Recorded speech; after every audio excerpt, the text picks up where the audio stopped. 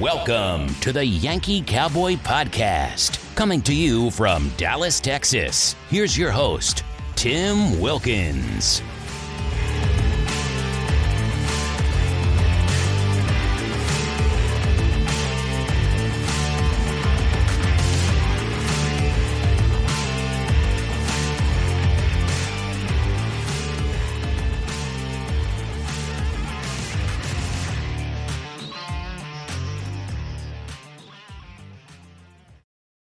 Good evening, everyone, and welcome to another episode of the Yankee Cowboy Podcast. I'm your host, the host of all hosts. That's right. That's me, Tim Wilkins.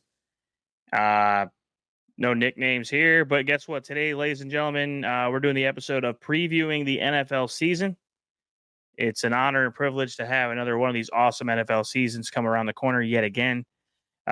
Chris and myself recorded this episode together a week and a half ago, but audio technical difficulties is a magical thing. So I do have his picks, and we're going to go through it here, and we're going to talk about a lot of different things. But the one thing I want to really emphasize here is that it's the NFL season. I'm going to go through the AFC first. The AFC is obviously headed by the steam train of the AFC East. And he goes AFC North, AFC South, and of course, AFC West. So let's going to get right back into it, ladies and gentlemen. I believe welcome to the NFL season. I cannot be remiss if I did not say that. I cannot be a man of great sports humility and understanding the sports world. And every time of this great magnitude in this time of the year, every year comes around, the world changes. So, for me, in my outlook, we're going to see a lot of teams become better, see some teams stay the same, and all things go according to plan. We'll see the season kind of look like very similar to last year. And I think that's really what we're going to see. A lot of teams in the NFC stay the same, and the AFC is a very, very stacked card. AFC is probably the stacked conference compared to the NFC. The NFC, you probably got about one or two movers and shakers.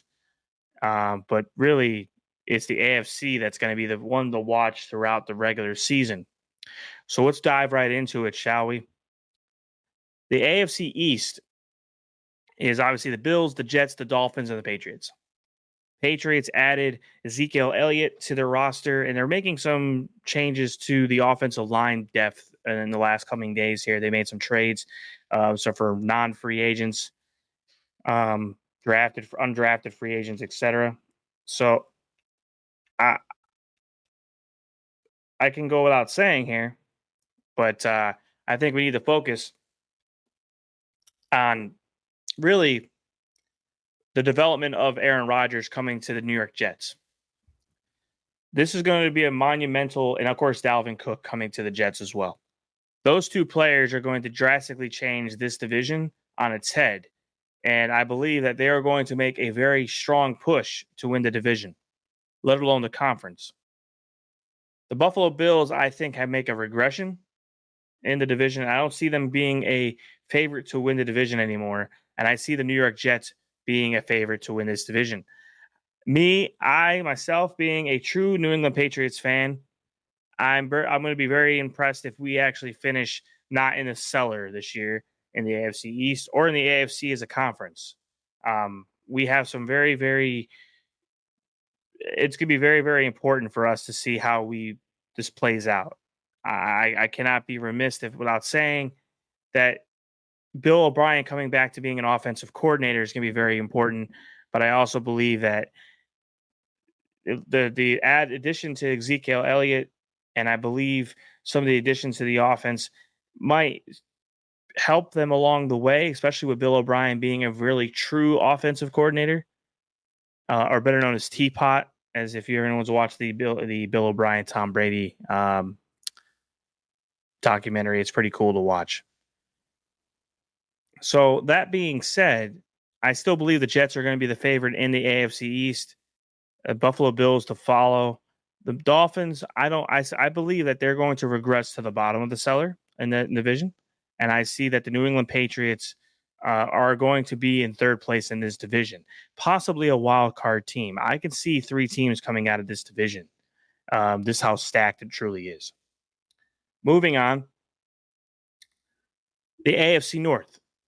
The Pittsburgh Steelers, the Cleveland Browns, the Baltimore Ravens, and the Cincinnati Bengals, or better known as Who They. Joey Burrow is arguably the best quarterback in NFL right now, other than Patrick Mahomes. And I think it's very interesting to watch because Joe Burrow does it with a unique amount of players surrounding him. Obviously, with Patrick, we'll get to that in a down the road here when we talk about the AFC West. But it's unique because he does it with, I believe, it's a more balanced offense. That's a unique part about the Cincinnati Bengals is they're different players getting the ball different weeks and different spread offenses, and this really works out. I see the Bengals obviously going to be potentially be the favorite in this division, followed up by the the Ravens are going to give it a fighting shot here. But I think the Steelers coming in through the preseason are 3-0 in the preseason, have won all their preseason games, and have developed a really good roster here. I'm going to be very interested to see how it plays out. I think the Bengals and the Pittsburgh Steelers, will probably be the top 2 in that division. Now, the AFC South is a very, very unique perspective here. And I mean that with all seriousness. It's the Jacksonville Jaguars, the Houston Texans, the Indianapolis Colts, and the Tennessee Titans.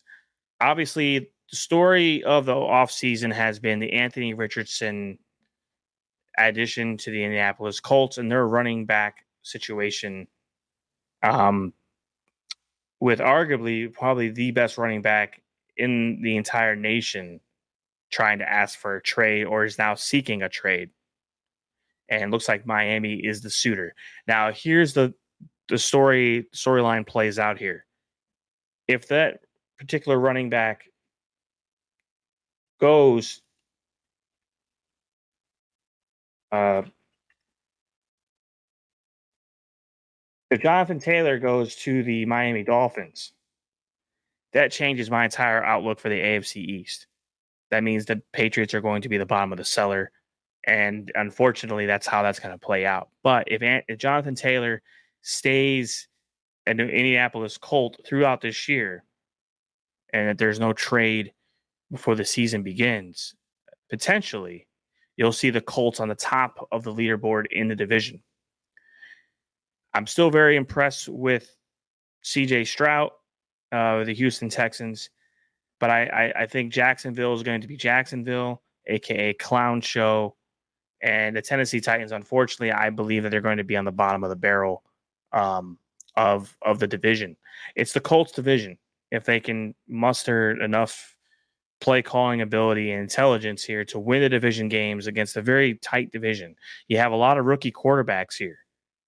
Ryan Tannehill, the Titans, I don't see them being major players here. I think they're going to regress. So it's mainly the 3 rookie quarterbacks and obviously the blonde-haired wonder in Jacksonville, if whether or not that defense holds up and the play calling is what it is.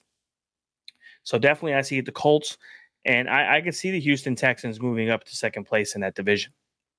Now, going back to Chris's picks here,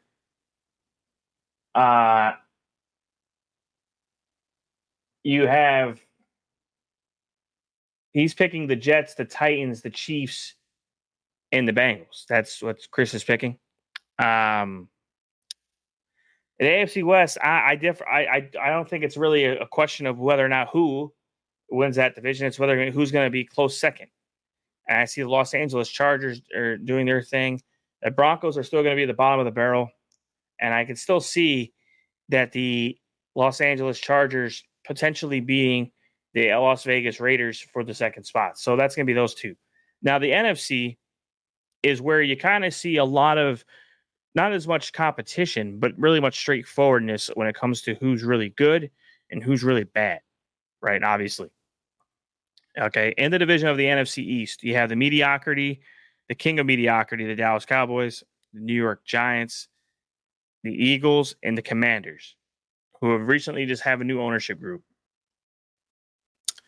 It's the Eagles that you're going to repeat here.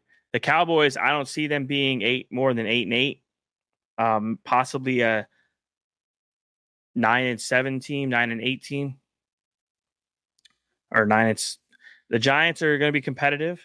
I just think that that's going to be the year that if the quarterback of the Giants wants another contract, he's going to have to play pretty well here, and I think that's a true statement here.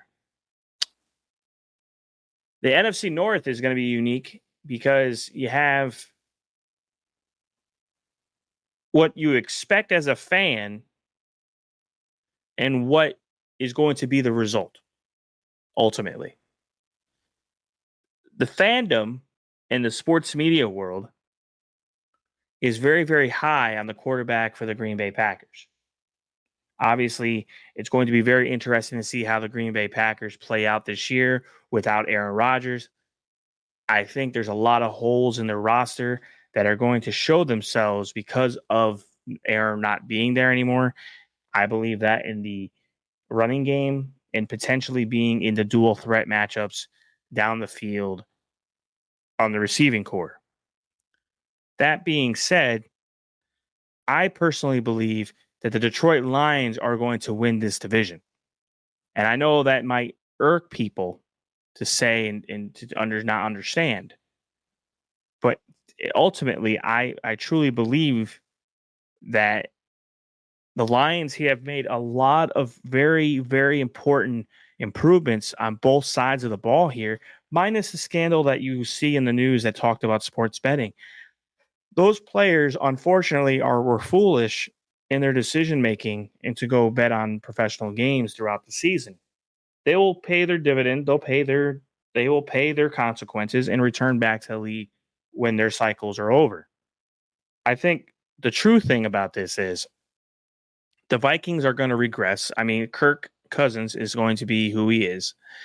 Eberflus and the Chicago Bears, I think, are on the right track, but they're not quite there yet. I think there's some options there to the defensive side of the ball where I'm going to be very questionable about some of the decision making. The one thing that I think is very, very important, very, very important, is that the Packers, and I don't disagree with the fact that the Packers are very good. But I think ultimately what's going to happen is that the Detroit Lions and the Packers are going to compete, and the Detroit Lions' depth on the defensive side of the ball is going to make a very big difference here. Now, that being said, we don't forget, everybody, that one key part about all these calls that we're making is that the injury bug does strike. So if a team like Green Bay gets hit with the injury bug, that's going to impact them. Same thing with Minnesota. Same thing with all these teams. But I think that the Detroit Lions have a lot of young talent that can really make a difference here down the stretch and in the beginning of the season. Obviously, there's going to be mistakes along the way, game management, and a lot of other things that go along the way here. But I think ultimately, you're going to see a very, very big improvement from the Detroit Lions. The NFC South. Obviously, everyone knows who the NFC South. If you don't know, it's the New Orleans Saints, the Buccaneers, the without Tom Brady Buccaneers, the Atlanta Falcons, and the Carolina Panthers. Bryce Young is now the quarterback of the Carolina Panthers. Baker Mayfield is now the quarterback of the Tampa Bay Buccaneers. And you really have a true unique difference in that you have some organizational, you have Derek Carr at the New Orleans Saints. And then you have the Falcons, which are basically going to go float into mediocrity again this year with no set quarterback piece. And so I see them competing for the number one pick, So I see the Falcons are going to be the bottom of the division. I can really see the Carolina Panthers potentially winning this division. What's going to be the question is how much Tampa Bay gives them a fight and how good Baker Mayfield plays here in Tampa Bay, or as everyone likes to call it, Tampa Bay, Tom Brady. That's right. And I'll be remiss. Um, as a Patriots fan, a lot of people ask me my views on this when I go around town and go to neighborhood watering holes, etc. That what do I feel about Tom Brady leaving the Patriots to go to Tampa Bay and winning a Super Bowl there? Well, I'll tell you right now, there's nothing that I was more excited for than watching Tom Brady destroy the Kansas City Chiefs. There was nothing I was more excited in that situation because there were so many Chiefs fans in this Dallas Metroplex that watched him just beat the living crap snot out of him. And you know what? And that's what reality is. I'm not a hater of Patrick Mahomes. I just don't enjoy watching them play football. Okay. That's a unique situation. Tom Brady, I have watched come back from almost losing everything Super Bowl wise against Seattle to being down arguably 28 to nothing, practically almost has come back the entire half, come back in the fourth quarter and win in overtime um, against Atlanta. And I've seen him do it throughout his career. So Tampa Bay, I think what's going to be the question about Tampa Bay is what really happened. It's not about Tom Brady leaving or anything else. It's going to be about the coaching staff here. There's no doubt that they have some serious quality talent in Tampa Bay. Mike Evans, Chris Godwin, many pieces of offensive side of the ball that are very talented. So the big difference in Tampa Bay was that they fired their offensive coordinator, and that is arguably he would have been the first. He's widely respected, and even Byron, Bruce Arians was very angry about that. It was just it was a terrible decision. So it's Carolina's division. I think Tampa Bay, I think, is going to have some coaching issues that are going to plague them down the stretch, and I think there's not much you can do about that. It's unfortunate to talk about that, but I think coaching is the downside to Tampa Bay right now. I'm not a big fan of the head coach there after Bruce Arians left, and it saw after Bruce Arians left what happened there in those season after. So back to the drawing board in that scenario for that division. I think the Saints are going to make improvements, but I think they're going to finish probably third place there, and Falcons are going to finish bottom of the division. The last but not least is going to be the NFC West, which arguably is, other than the AFC, is probably the most competitive division in the NFC. It's the Arizona Cardinals, Seahawks, Niners, Rams. Rams are probably going to be third place. Cardinals are going to be at the bottom of the barrel again. And it's going to come down to the Seahawks and the Niners. A lot of young talent coming out of Seattle. A lot of talent in the San Francisco area, in the Bay Area. Obviously, you saw Trey Lance get traded to the Cowboys. That's going to determine a lot of factors there. But they had to make a decision there. And Brock Purdy's he's pretty good. So let's just not get it twisted here. So I see the Niners doing their thing. So really what it comes down to is the picks that I will like to say in the NFL season. In the AFC, it's pretty straightforward. It's either the Bengals, the Jets, the Steelers, potentially the Colts, and the Chiefs. I still believe it's the Chiefs division.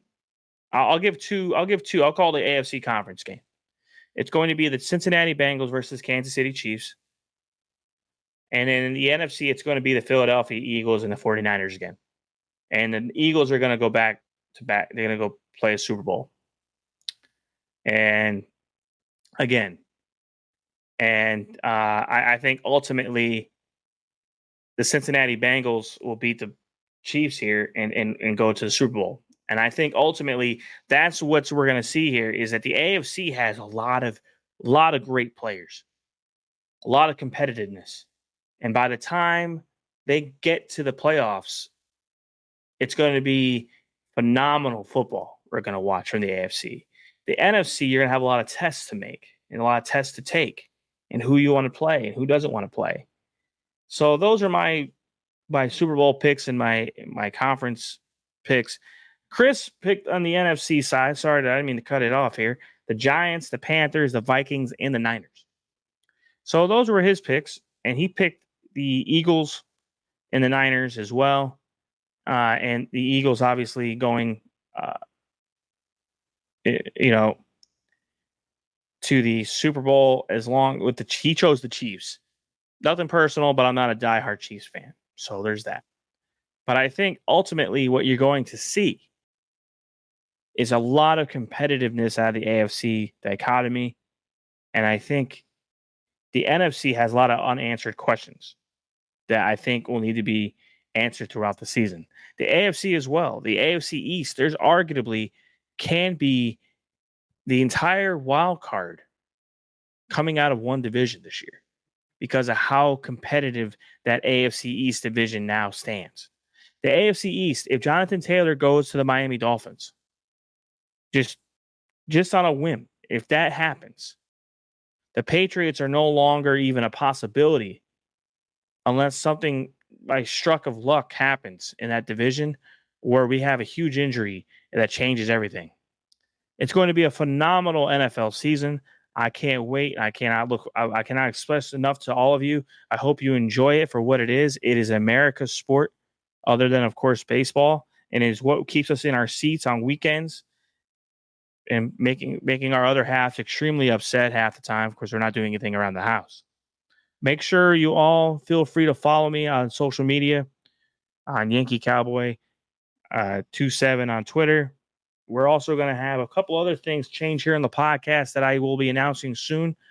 Nothing negative. It's just going to be a little bit different look, as they would say. You might see us a little bit more active on the YouTube side of the world, which is fine because nothing wrong with YouTube. But feel free to obviously engage us at any time. Feel free. I might put up a couple polls and ask us about what topic we might want to discuss. But hope everyone has a great week. Enjoy themselves. Stay cool. If you're down here in the South, we're dealing with a heat wave of 91 plus degree days, and today finally broke. We're under 100 degrees for the first time in a while. It rained yesterday. So I hope everyone has a great week. Get ready for the football season. Enjoy themselves. Have a great Labor Day. We'll be back. This is the Yankee Cowboy signing off.